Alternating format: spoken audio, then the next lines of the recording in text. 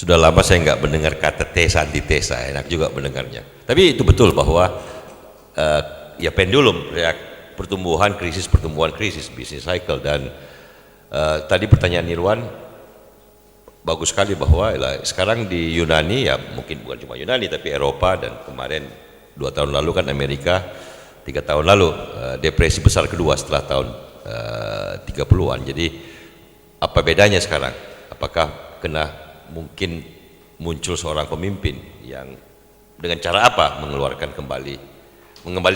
reviving the European society dan ekonomis. Nah ini memang pertanyaannya bagus, tapi ada satu hal yang membedakan krisis-krisis abad 20 dengan yang sekarang, konteksnya. Pasti kan konteks selalu berubah ya, pendulum-pendulum ini kan krisis pertumbuhan, pada saat krisis muncul kesempatan bagi pemimpin besar lahir.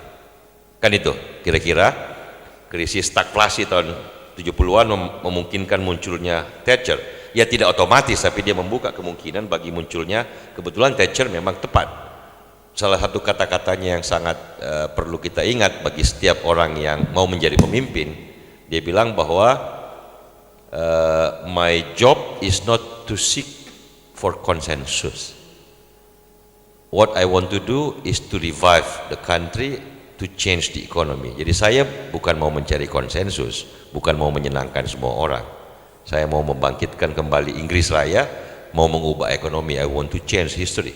Nah ini orang kayak gini, dia dalam krisis dan pendulum yang berubah dia muncul. Nah what happens now? Ya mungkin belum, Wan.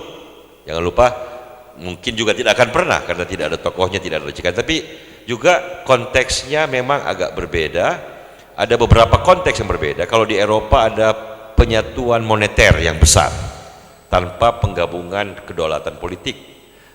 Yang kedua, ada konteks globalisasi di mana uang bergerak begitu cepat, berpindah, yang membuat pemerintahan tidak bisa seenaknya membuat kebijakan sendiri, walaupun tidak sebebas dan tidak seberkuasa yang dikatakan oleh kaum fanatik liberal. Tetapi betul bahwa kewenangan dan kemampuan pemerintah mengendalikan ekonomi pasti berbeda sekarang dengan yang dulu, karena the fact bahwa, dan ada satu tulisan Lawrence Summers, mungkin Faisal Basri bisa menjelaskan, sekarang ini struktur produksi berbeda sekali dalam hubungannya dengan tenaga kerja. Jangan lupa tadi di Inggris kan musuh terbesar Thatcher itu serikat buruh. Oke? Serikat buruh kan memang lahir di Inggris, memang lahir di tambang batu bara. Kapitalisme, industrialisasi lahir di Inggris, dia lahir berdampingan, bersamaan, dan diharuskan dengan adanya sumber energi besar kan, uap dibakar pakai apa sih, kan bukan pakai kayu, batu bara. Dan karena itulah serikat buruh lahir dalam industri batu bara. Ini kan 100 tahun kemudian ini yang harus dilawan oleh Margaret Thatcher. Ada moda produksi tertentu yang membuat dia begitu. Nah, Lawrence Summers menulis di Financial Times yang sangat bagus bahwa struktur produksi ekonomi sekarang dalam hubungannya dengan tenaga kerja sangat amat berbeda. Cenderung lebih sedikit orang bekerja. Oke? Enggak lagi seperti di coal mine. Wah, semua orang cangkul segala macam.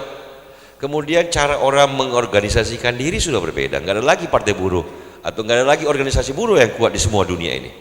Ya kecuali di beberapa negara yang masih terbelakang. Tetapi look, teknik produksinya berbeda. Nah, dalam konteks inilah memang tetap masih ada jawaban lama. Jangan lupa Paul Krugman mengatakan simple, ini kan perdebatannya apakah misalnya kita mau tambah lagi duit untuk sementara, jangan dulu jangka panjang nih, gelontorin lagi lebih banyak duit. Oke? Atau kita ketatkan, lu orang Yunani seperti kata Bang Faisal, manja banget lu melakukan kehidupan lu sehari-hari yang begitu nyaman, begitu terjamin dengan berutang pada orang lain. Sekarang lu susah, orang Jerman lu suruh bayar. Orang Jerman bilang, bentar dulu dong, lu kita setelah mati kerja, kita nabung, tabungan kita lu mau kirim ke tempat lu untuk senang-senang. Lu pensiun di Yunani, lu hidup di Indonesia, di India kayak orang kaya raya di Bali.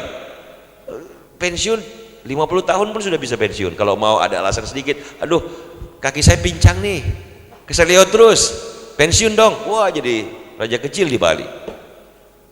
Oke, sakit dikit jaminan, sakit dikit jaminan, kurang dikit perlindungan. Ya, begitu susah, orang Jerman suruh bayar, orang Jerman bangsat lo, orang Yunani sama Italia, lo mau mandi matahari yang bayar kita orang Jerman. Kita musim dingin kerja, lo cari ke selatan supaya dapat matahari. Nah, ada yang mengatakan, well, ilmu sudah berkembang, situasi berkembang, tapi udah deh, tetap Keynes benar, gelontorin aja dulu, jangan justru dalam situasi susah kayak gini lo sempitin. Nah, bedanya adalah begini, Wan, bukan lagi jawaban yang bersifat ideologi besar, agak sedikit lebih teknis. Kenapa? Barangkali zaman jasa, salah satu jasanya jasa orang seperti Thatcher. Setelah Thatcher, ya tidak langsung setelah dia, tapi kan ada Bill Clinton, ada Tony Blair. Perdebatannya kan bukan lagi perdebatan ideologi besar.